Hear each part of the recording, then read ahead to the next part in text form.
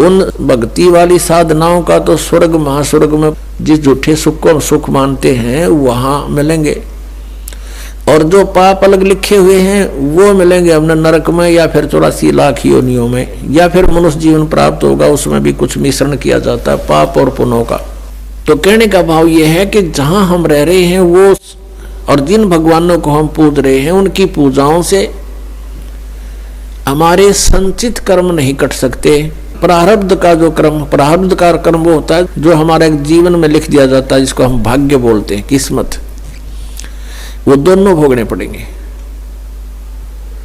और कबीर परमेश्वर की शरण में आने के बाद ये परमात्मा कहते हैं, यजुर्वेद अध्याय नंबर 5 के और मंत्र नंबर 32 में कहा है कि उसी कसी कबीर अंगारी असी बम्भारी असी। अग अंगारी माने अग माने पाप, अरि माने शत्रु, पापों का नाशक। वो कबीर है, कबीर देव का, हम उसको कबीर साहब बोलते हैं। बम्भारी माने हमारे कर्मों के बंधन को काटने वाला, बम्बर माने बंधन, और अरि माने शत्रु, बम्भारी। तो बम्भारी जो बंधनों का शत्रु है वो कबीर देव है, कबीर साहब है। और वो रित धामा सवर ज्योति रित धामासी, वो स्वयं प्रकाशित है उसका शरीर परमात्मा का। जैसे सूर्य स्वयं प्रकाशित है, ऐसे ही परमेश्वर का शरीर स्वयं प्रकाशित है, साकार है, मनुष्य सदृश है, नर आकार है, मनुष्य तुल्य है वो। और वो सतलोक में रहता है। अपनात्मा परमात्मा ने 600 वर्ष पहले अपनी अमृत वाणी में बोला था, कबीर वाणी में, सच्चिदानंद घन ब्रह्म की वाणी में 600 वर्ष पहले कहा था कि वेद मेरा भेद है, मैं मिलो वेदन में नाही, और जौन वेद से मैं मिलूं वो वेद जानते नहीं। वेद मेरा भेद है, मेरी ही जानकारी, मेरी महिमा का गुणगान वेद कर रहे हैं, लेकिन इन वेदों में वर्णित विधि से मेरी प्राप्ति नहीं हो सकती, क्योंकि इन चारों वेदों में ब्रह्म तक की साधना का उल्लेख लिखा है। और पांचवा जो वेद था सूक्ष्म वेद, जो सच्चिदानंद घन ब्रह्म की वाणी यानी पांचवा वेद था, उसको नाश कर दिया इस काल भगवान ने कि कहीं इन मेरे अंतर्गत जितने प्राणी हैं इनको भगवान का पता ना लग जाए और इस साधना को करके ये मेरे जाल से निकल ना जाए। इस दृष्टिकोण से इस काल भगवान ने वो पांचवा वेद नाश कर दिया। उस पांचवें वेद के नाश की पूर्ति करने के लिए परमेश्वर स्वयं चल कर आते हैं सतलोक से, और फिर वो जानकारी देते हैं खुद आकर के। वो कहलाती है सच्चिदानंद घन ब्रह्म की वाणी। श्रीमद् भगवत गीता अध्याय नंबर 4 के श्लोक नंबर 32 में कहा है कि अर्जुन, जो 25 से लेकर और 31 तक जिन मंत्रों के श्लोकों में जो व्याख्या है, कोई तो योगासन करता है, कोई देवताओं की पूजा करता है, कोई तीक्ष्ण अहिंसावादी बनकर मुंह पर पट्टी बांध कर नंगे पैरों घूमता है, कोई जीव इंसाना हो जाए ऐसी साधनाएं करते हैं, कोई स्वाध्याय ही करता है, कोई केवल अपने श्वास उश्वास पर ध्यान देता है कि श्वास बाहर जाता है, वो श्वास अंदर आ जाता है, इस पर देखते रहो, बस यही क्रियाएं हैं, यही साधना है। ना देखोगे तो भी श्वास तो आवे जाएगा, ना तुम्हारे देखने तक अकेला ड्यूटी है उसमें। तो बिना ज्ञान के ये धक्के दे रखे थे, डले डुआ रखे थे अपने से, ये साधनाएं ठीक नहीं थी। शास्त्र विधि को त्याग का मनमान्य आचरण था। तो कहता इन 25 से लेकर 30 तक जो ये श्लोकों में चौथे अध्याय के गीता जी में साधना या साधक अपनी साधना को पापनाशक जानते हैं और इसलिए वो कर रहे हैं। एक दिन उनको ये पता लग जाए गलत है, तुरंत छोड़ देंगे वो। तो फिर कहा गीता जी अध्याय नंबर 4 के श्लोक नंबर 32 में कि वो यथार्थ ज्ञान इन यज्ञों का, जो यज्ञ कर रहे हैं ना परमात्मा पाने के लिए ट्राई कर रहे हैं, यज्ञ माने धार्मिक अनुष्ठान, इन धार्मिक यज्ञों की अनुष्ठानों की जानकारी बहुत विस्तार के साथ लिखी है सच्चिदानंद ब्रह्म की वाणी में। ब्रह्मणे मुखे, यानी उस परमात्मा ने अपने मुख से आकर बोली है उस वाणी में। वो यथार्थ ज्ञान लिखा हुआ है। अपनात्मा वो है सच्चिदानंद घन ब्रह्म की वाणी, कबीर वाणी। और परमात्मा कहते हैं ये चारों वेद मेरी ही महिमा का गुणगान कर रहे हैं, लेकिन मैं इन वेदों में वर्णित विधि से प्राप्त नहीं हो सकता। आपको दिखाते हैं यजुर्वेद। यजुर्वेद अध्याय नंबर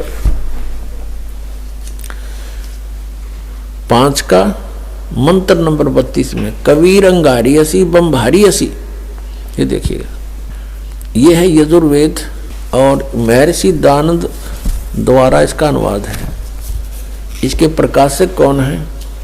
सार्वदेशिक आर्य प्रतिनिधि सभा 2/5 महर्षि दानंद भवन, रामलीला मैदान, नई दिल्ली से।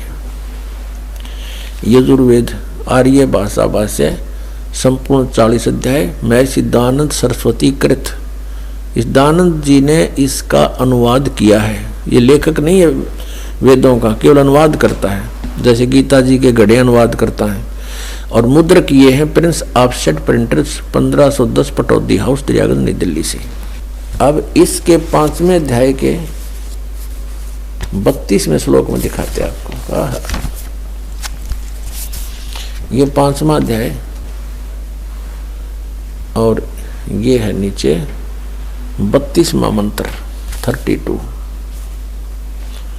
यहां देखिएगा, उसी गसी, ये देखो कबीर अंगारी असी। हम इसको कबीर बोल देते हैं, बै अपने लैंग्वेज में हम बै बोलते हैं। कबीर अंगारी असी बम्भारी अविसुर असी। अच्छा, इसका इन्होंने अनुवाद किया है, ये देखेंगे। हे जगदीश्वर, जिस कारण आप उसी के माने कांतिमान, असी माने हैं, और अंगारी माने खोटे चलन वाले जीवों के शत्रु। ये लिखना था, आप पाप के शत्रु हैं, पाप नाशक हैं। अब ये अनुवाद करता महर्षि दानंद का अपना ज्ञान सिद्धांत था कि भगवान पाप नाश नहीं करता, इसलिए इसने यहाँ बात उलझा दी। और फिर 8वें अध्याय के 13वें श्लोक में 6 बार लिख रखा भगवान पाप का नाश कर देता है, वहां इसकी बसाई नहीं। ये लिखना था, वो अंग माने पाप, अरि माने शत्रु। वो पापों का शत्रु कौन है? कबीर। अब इन्होंने इसको, ये कबीर है, कबीर, हम इसको कबीर बोलने लगे, और इसने ये कर दिया इसका कवि, और अर्थ कर दिया कांत प्रजय है। अब पहले हम इस, और फिर बम्बारी, ये देखो बम्बारी, बम्ब आरी माने, बम्ब माने बंधन, अरि माने शत्रु, बंधनों के शत्रु। यानी हम उसको बंदी छोड़ कहते हैं, जो बंधन काट दे, बंधन तो छुड़वा दे। हम कबीर जी को, कबीर परमेश्वर को हम बम्भारी यानी हम बंदी छोड़ कहते हैं। और इसको लिखने का फर्क है, या बंदी छोड़ लिख दे, बंधनों का शत्रु लिख दे, एक ही बात है। अब जैसे इन्होंने यहाँ जो गलती की है ना, यह गलत कर दिया। ये अगर या तो फिर कवि ये लिख देते यहाँ पर, वो कवि हैं बस, फिर भी हम मान जाते, न कुछ ठीक करने की चेष्टा की। कबीर का अर्थ कांत प्रजय लिख दिया, ये कोई बात हुई? अब जैसे ये यजुर्वेद है जिसको हम पढ़ रहे हैं, और इसका कहीं पर व्याख्या हो, अब दिखाते हैं आपको। अब जैसे ये इसी यजुर्वेद का अब 36वां अध्याय है, ये देखो, ये 36 अध्याय, 36 अध्याय यानी 36 36, और इसका ये प्रथम मंत्र है। ये रहा, इसमें ये लिखा है रचम वाचम परपदे मनो यजु परपदे, ये यजु शब्द लिखा है। अब ये है यजुर्वेद के विषय में, और इसका कोई अर्थ कर दे वो गलत करेगा, इसका यजुर्वेद ही लिखना पड़ेगा। यो जैसा कि इस महर्षि ने ये ठीक किया, यहाँ पर ये है यजु, इसका यहाँ अनुवाद किया है, वहां मूल पाठ था। ये देखो, ये यजु शब्द है, और इसका यजुर्वेद लिखना पड़ा, ये सही अर्थ बना। यहाँ पर यदि इस यजु का अर्थ कर देते यज्ञ स्तुतियों का संग्रह, तो के बेराव का के है संग्रह, यज्ञ स्तुतियां लिख दे इसकी, यज्ञ स्तुति। तो यजु का अर्थ यहां लिखना पड़ेगा कि वह है यजुर्वेद के बारे में कहा जा रहा है। तो ठीक जहां इन्होंने कवि कर दिया उसको हमने कबीर देव कर पढ़ना पड़ेगा, कबीर देव लिखना था। देखो हम फिर आते हैं वही 5वें अध्याय के 32वें श्लोक पे। ये 32वां श्लोक यजुर्वेद का। अब यहां इसने जो कवि कर दिया, यहां लिखना था वो कबीर देव है, बस वो कबीर देव लिख देते। हम कबीर देव कहने लगे, देव को परमेश्वर, देव का अर्थ परमेश्वर होता है, तो यहां लिखना था वो कबीर देव हैं। और देखो यहां लिखा है रितधामासी सवर ज्योति। रितधामा इन्होंने खुद लिखा है, रितधामा माने सतधाम युक्त। हम सतधाम कहो, सतलोक कहो इसको, ये सतलोक रितधामा नो कारण ये फलाना रितधामा माने सतलोक वाला, सतलोक का निवासी। वो कहते हैं ये फलाने गांव का है, यो फलाना वो गांव का है। तो ये ऐसे है कि वो रितधामा वो सतलोक में रहता है। और सवर ज्योति देखिए अड़ंगा कर रखे अनुवाद का, अंतरिक्ष को प्रकाश करने वाला। सवर ज्योति स्वयं प्रकाशित, वो स्वयं प्रकाशित है, परमात्मा है, वो रित सतलोक में रहता है। कबीर उसका नाम है और वो ही अंगारी है, पापों का शत्रु है, बंधनों का शत्रु है, यानी बंदी छोड़ है वो कबीर अंगारी असी। ये कबीर, हम इसको कबीर बोलते हैं कबीर। हम लक्षण भी कबीर लागे, पड्डी की मात्रा भी रख दें। अब परमात्मा ने कहा वेद मेरा भेद है, मैं वेदन में नहीं, और जौन वेद से मैं मिलूं वो वेद जानते नहीं। ये देखिएगा ऋग्वेद भाषा भाष्य द्वितीय भाग, ये कहाँ से प्रकाशित है? प्रकाशक हैं पंडिता राकेश रानी, प्रधान कार्यालय वेद मंदिर महात्मा वेद भिक्षु सेवाश्रम लेखराम नगर अब्राहमपुर मुखमेलपुर दिल्ली दूरभाष इतना है।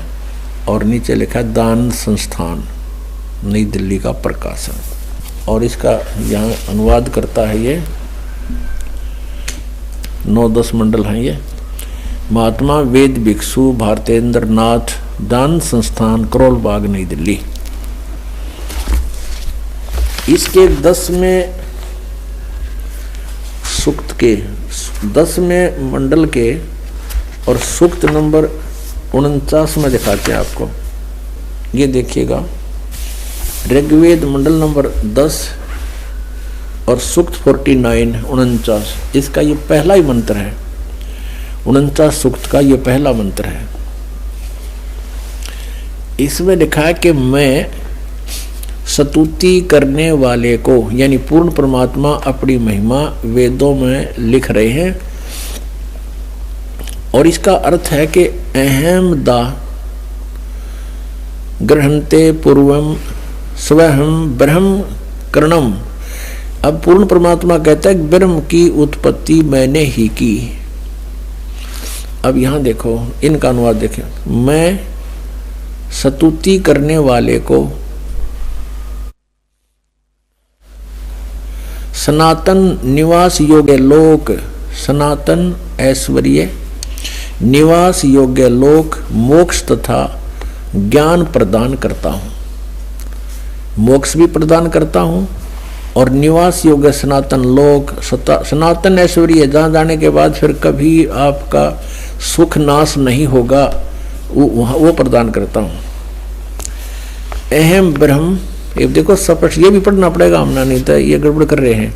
अहम ब्रह्म करणवम, मैं वेद को उत्पन्न करता हूँ। ब्रह्म का अर्थ वेद कर दिया इन्होंने, तरह गजब हुई। मैं ब्रह्म को उत्पन्न करता हूँ। पूर्ण परमात्मा कबीर देव जी सतपुरुष ने ब्रह्म की उत्पत्ति की थी। फिर मूल संस्कृत पढ़ो, अहम माने मैं, ब्रह्म माने ब्रह्म को, करणव उत्पन्न करता हूँ, मैं ब्रह्म को उत्पन्न करता हूँ। ठीक है, इन्होंने जहाँ थोड़ी बहुत गलती करी है अनुवाद में उसको हम शुद्ध कर लेंगे अपने ज्ञान से। और यह वेद मेरी ही महिमा की वृद्धि करता है।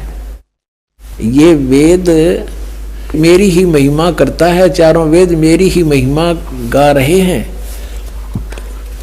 यज्ञ दान सत्संग करने वाले को सन्मार्ग में आदेश करने वाला मैं ही हूँ। करे करावे साईं मन में लहर उठा और दादू सिरदर जीव के आप बगल हो जा। कहता सब ये दान पुण्य सत्संग पुण्यात्मा जो मेरे से जुड़ गए हैं उनको मैं ही लाता हूँ। यहाँ पर मैं ही सन्मार्ग का आदेश करने वाला मैं ही हूँ। मैं सकल युद्ध में न देने वाले कुसंगी यज्ञशील जनों को ही हराता हूँ। हराता है यानी हराता हूँ, यानी कहने का भाव यह है कि ये मैंने तो ब्रह्म की उत्पत्ति की है और जो मेरी सतभक्ति करते हैं, मेरी सतुति करते हैं, उनको सनातन लोक, सनातन माने शाश्वत स्थान प्राप्त कराता हूँ। और वहाँ से जब हम चले गए तो ऐश्वर्य आप पर रह गए, वहाँ सारे ठाठ मृत्यु नहीं, कभी कोई बुढ़ापा नहीं, किसी चीज़ का भाव नहीं, निवास योग्य लोक मोक्ष तथा ज्ञान प्रदान करता हूँ। और मैं अहम ब्रह्म कर्णम मैं वेद को उत्पन्न करता हूँ, या वेद नहीं, यहाँ ब्रह्म को उत्पन्न करता हूँ। और मह्यम वर्धनम महिमम, और ये जो वेद है वो मेरी महिमा गा रहे हैं, क्योंकि ब्रह्म ने फिर वेदों का ज्ञान आगे दिया। अब कहने का तात्पर्य यह है कि हम जिन सदग्रंथों को सही मानते थे, सत्य मानते थे और मानते हैं, उनको हम समझ नहीं सके। जब पूर्ण परमात्मा कबीर जी ने, उस दानक कबीर ने, जुलाहे कबीर ने, काशी में आए हुए भगवान परम अक्षर ब्रह्म ने अपनी प्यारी आत्मा धर्मदास जी को अपना सतलोक दिखा लिया, सचखंड दिखाया, वहाँ सब सतिथि से परिचित करवाया, तब वो वापस आया, उसके शरीर में वापस प्रवेश कर दिया आत्मा को। तब उसने जागृत होकर के कहा कि हे परमात्मा, हम तो इन श्री राम, श्री कृष्ण, ब्रह्मा, विष्णु, महेश जी को ही सुप्रीम पावर मानते थे। हे मालिक, फिर ये तो वेद और जितने भी पुराण हैं ये सब झूठी हैं। इनमें इनके बारे में बताया गया जो अमर है, सर्वशक्तिमान है, सर्वेश्वर है। परमेश्वर ने कहा वेद कतेब झूठे नहीं भाई, और झूठे हैं जो समझे नहीं। झूठे तो वो हैं जो इनको समझ नहीं सके। वेद पढ़े पर भेद न जाने, बाँचे पुराण 18, और फिर भी वेद पढ़े और उसका समझ नहीं सकते। इस करके अज्ञान साधनाएं शुरू करवा रखी हैं, और जड़ को अंधा पत्ते खुआवे, भूल गया सृजनहारा। भगवान पर तुलसी के पत्ते चढ़ावे, फल फूल चढ़ावे मूर्ति के ऊपर, कहते सृजनहार को भूल गए तुम।